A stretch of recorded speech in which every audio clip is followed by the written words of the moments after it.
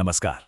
चलिए आज एक ऐसी कहानी में गोता लगाते हैं जो विज्ञान, युद्ध और दो कमाल के दिमागों की टक्कर के बारे में है। सोचिए कैसे बस एक ख्याल ने न्यूटन की पूरे यूनिवर्स को हिलाकर रख दिया और और कैसे एक वर्ल्ड वॉर ने इस सच को हमेशा के लिए दफन कर दिया होता। तो इस कहानी के हीरो हैं दो लोग। एक तरफ आर्थर एडिंगटन, ब्रिटिश साम्राज्य के सबसे बड़े खगोल शास्त्री, और दूसरी तरफ एल्बर्ट आइंस्टाइन, जो उस वक्त पेटेंट ऑफिस में एक क्लर्क थे, एक विद्रोही।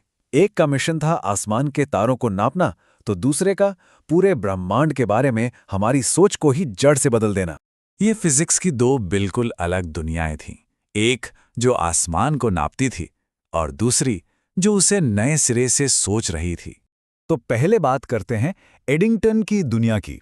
वो एक ऑब्जर्वर थे, मतलब हर चीज को देखकर परख कर ही मानते थे।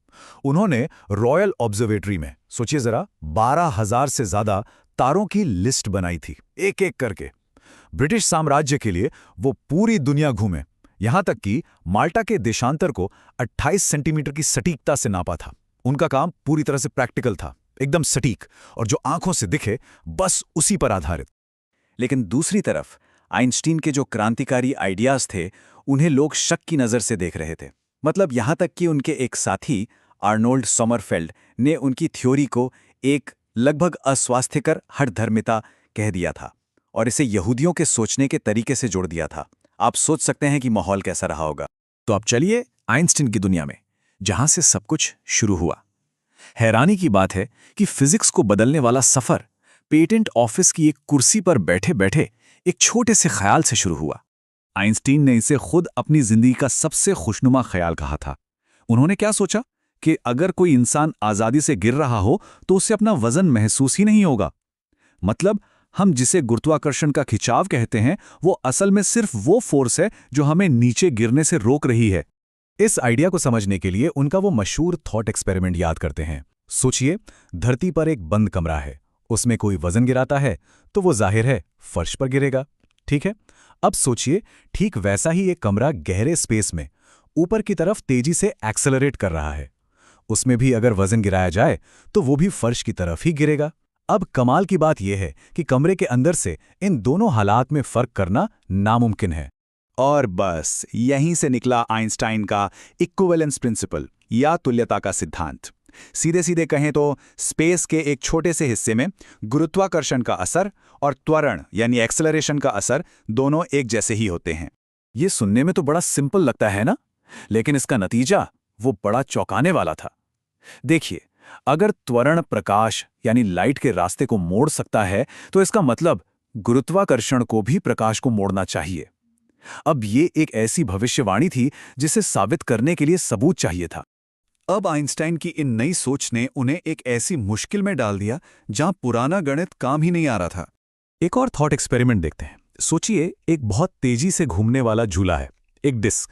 अब सापेक्षता कहती है कि इसकी जो गोलाई है, परिधि, उसे नापने वाली कोई भी चीज सिकुड़ जाएगी, लेकिन इसका जो व्यास है, जो बीच से गुजरता है, वो नहीं सिकुड़ेगा। नतीजा क्या होगा? परिधि और व्यास का अनुपात अब पाए नहीं रहेगा। मतलब गुरुत्वाकर्षण ने स्कूल में सीखी हुई सारी ज्यामिति के नियम ही तोड़ दिए थे। जब आइंस्टीन को यह समझ आया कि इस टेढ़े मेढ़े स्पेस टाइम वाले ब्रह्मांड को समझने के लिए उन्हें एक बिल्कुल नई, बहुत ही जटिल मैथ की जरूरत है, तो वो सच में घबरा गए। उन्होंने अपने दोस्त मार्सेल ग्रॉसमैन को लिखा था, ग्रॉसमैन, तुम्हें मेरी मदद करनी होगी, वरना मैं पागल हो जाऊंगा। और यहीं पर इन दो वैज्ञानिकों के रास्ते, जो अब तक बिल्कुल अलग थे, एक दूसरे के करीब आने लगते हैं। अब दोनों ही अपने जवाबों के लिए आसमान की तरफ देख रहे थे और दोनों की नजर एक ही चीज पर थी, सूर्य ग्रहण। मजे की बात यह है कि दोनों ने सबूत जुटाने के लिए अपने अपने अभियान भेजे और दोनों ही फेल हो गए। 1912 में एडिंगटन का ब्राजील वाला अभियान बारिश की भेंट चढ़ गया और 1914 में आइंस्टाइन की टीम जो क्रीमिया गई थी, वो युद्ध की वजह से रुक गई। लेकिन उसी नाकाम ब्राजील अभियान के दौरान एक बहुत जरूरी चीज हुई। एडिंगटन ने पहली बार एक अमेरिकी खगोल शास्त्री से आइंस्टाइन का नाम सुना और उनकी उस अजीब सी भविष्यवाणी के बारे में भी कि तारों की रोशनी मुड़ सकती है। और फिर 1914 की गर्मियां आईं और पूरी दुनिया में जैसे आग लग गई। पहला विश्व युद्ध शुरू हो गया, जिसने हर तरह की वैज्ञानिक तरक्की पर ब्रेक लगा दिया। सब कुछ बहुत तेजी से हुआ। 28 जून को आर्च ड्यूक फ्रांस फर्डिनेंड का मर्डर हुआ। ठीक एक महीने बाद ऑस्ट्रिया हंगरी ने सर्बिया पर हमला बोल दिया। और फिर तो जैसे एक के बाद एक अगस्त को जर्मनी ने रूस पर, और फिर 4 अगस्त को बेल्जियम पर हमला किया, और ब्रिटेन भी इस जंग में कूद पड़ा। जर्मनी के वैज्ञानिकों का रिएक्शन तो और भी हैरान करने वाला था। मैक्स प्लैंक जैसे बड़े वैज्ञानिक इस युद्ध से पैदा हुई देशभक्ति को सेलिब्रेट कर रहे थे।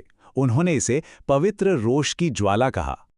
लेकिन आइंस्टाइन, उनकी सोच बिल्कुल उलट थी। अपने साथियों और बर्लिन में फैले इस राष्ट्रवाद को देखकर उन्हें इतनी नफरत हुई कि उन्होंने लिखा, हम कितने दयनीय क्रूर जानवरों की नस्ल हैं। जैसे ही युद्ध फैला, देशों के बीच वैज्ञानिक सहयोग पूरी तरह से ठप पड़ गया। एक सार्वभौमिक सिद्धांत एक बटी हुई दुनिया में फंस कर रह गया था। अब आइंस्टीन के पास सबूत पाने की जो आखिरी उम्मीद थी, वो क्रीमिया गया जर्मन अभियान था, जो अगस्त 1914 के सूर्य ग्रहण को देखने गया था। लेकिन उन्हें रूसी सैनिकों ने पकड़ लिया।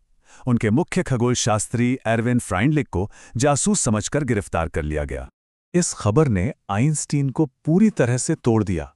1914 में उन्होंने बड़े दुख में लिखा, मुझे नहीं लगता कि मैं अपनी जिंदगी में अपने सबसे बड़े वैज्ञानिक संघर्ष का नतीजा देख पाऊंगा। उन्हें लगा कि युद्ध ने उनके काम को साबित करने का मौका हमेशा हमेशा के लिए छीन लिया है।